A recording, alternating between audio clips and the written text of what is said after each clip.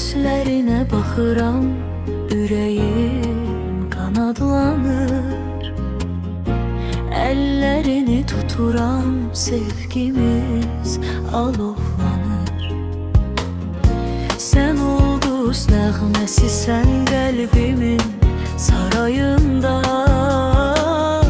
Çaylar zümzüməsisən, qolumsan, qanadımsan. Necə də gözəl sevib sevilmək, bu yer üzündə birgə qovuşaq. Sevgimizə mələklər ilə. Aləm gözəl, həyat gözəl, sevənlərin gözlərində. Sevən ürək xoşbəxtlikdən uçar göylərdə.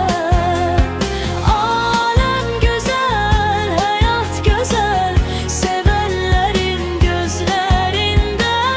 Bu sevgimiz dastan olub gəzsin dillərdə.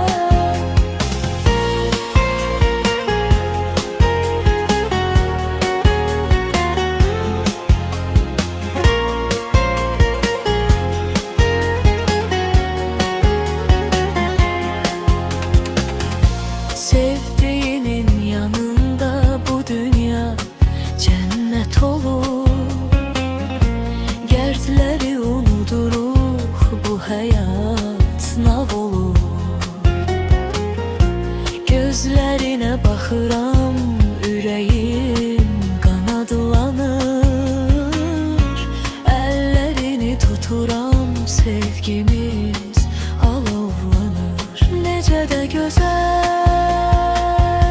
sevib sevilmək, bu yer üzündə birgə qovuşaq. Sevgimizə mələklər ilə.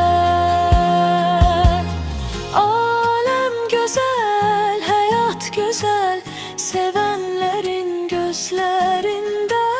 Sevən ürək xoşbəxtlikdən uçar göylərdə.